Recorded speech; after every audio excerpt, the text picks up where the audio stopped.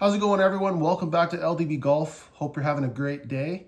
Today's video is all going to be about my launch monitor choice. So the launch monitor that I chose to put into my new simulator build and sort of why I chose that.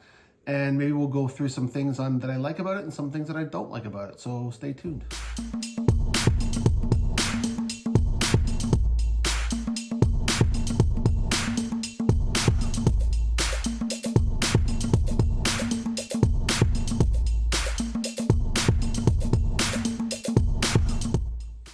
So over the last 2 years, the personal launch monitor market has exploded.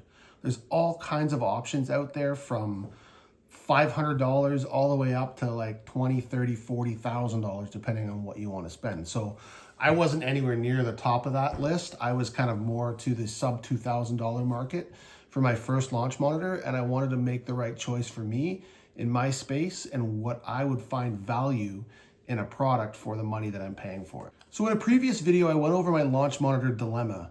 Link in the description below for that video if you want to go watch it. But I just sort of talked about all the launch monitors that I was looking at, that I was in the market for, that was within sort of my price range, and weighed out some of the pros and cons of those devices. And it was pretty eye-opening. There's a lot of really, really good technology and really good products out there for an extremely valuable price. It all depends on what you want. So after looking at a few different options from those lists that I had in the sub $2,000 market, I've made a decision. I've had this launch monitor for about a month now, and I've used it pretty extensively, had a couple thousand shots on it, played a few rounds, did some testing with connectors and things like that. And I gotta be honest, I'm extremely happy with how this unit has performed so far. So I chose the Garmin R10. I know probably some of you are saying, why would you choose that product? Because it's 2 years old. There's a lot of better options out there. And I agree. It is an older technology from Garmin. They just released the R50 about a month ago. But just because it's older doesn't mean that it's not good anymore. It's not useful. So I'm going to go through my pros and cons on why I chose to invest in the Garmin R10 and not anything else in the sub $2,000 category. Number one, the first reason why I bought this is price. I paid, I think, $749 for this unit on sale, brand new. And for the amount of information that it gives me and what it offers me from simulator data, my metrics, awesome golf, the ranges, everything, the integration with GS Pro, it's a steal at $800. The second reason that kind of drew me to the Garmin R10 was ease of use.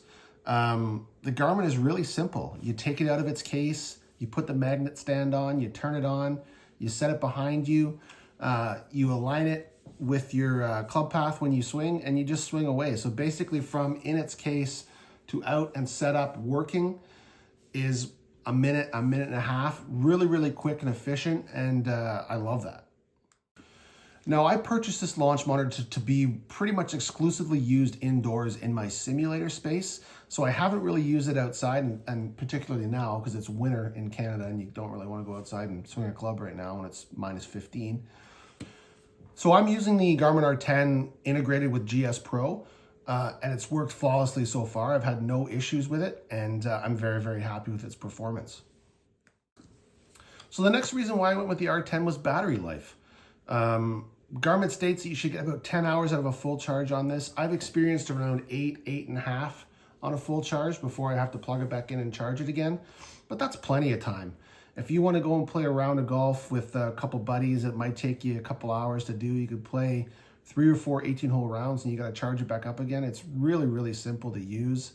You just plug it in, let it charge, and you're back swinging clubs. When I compared the battery life of the Garmin R10 to all the other launch monitors I was looking at, the 8 hours or 10 hours as they state, it blew everything else out of the water as far as longevity and battery life. So that was a big plus for me. The next thing that I liked about the Garmin R10 was the data you receive. Now I know there's a lot of people online saying that it's not incredibly accurate. It's not, they're comparing it to TrackMan or anything like that. I mean, you're not going to compare an $800 unit to a $20,000 unit and expect the same results. But you know what? The Garmin comes pretty close to giving me all the metrics and information that I need. I know I did compare this in a live environment with an MLM2 Pro, and the numbers were very, very close between the two. With the Garmin R10 not having any subscription fees that you have to pay for, where the MLM2 Pro does, to me, it's a no-brainer to go this route. I am not going to be going on the PGA Tour. I'm not a pro player. I'm just doing this for fun. I do want to get better at my game, but the metrics that the Garmin R10 gives me is definitely going to make me better at playing golf. And really, at the end of the day, I wanted a launch monitor for a simulator experience, to go and have fun with friends, to go just keep swinging over the winter, because that was really important to me. And this does everything I would want it to do. Without question, I have not been let down by this launch monitor at all since I started using it. Now, it is still early. I've only been using it for about a month, but so far, you know, the information, the data that I'm getting from it is great, and I'm very, very happy with how it's working so far.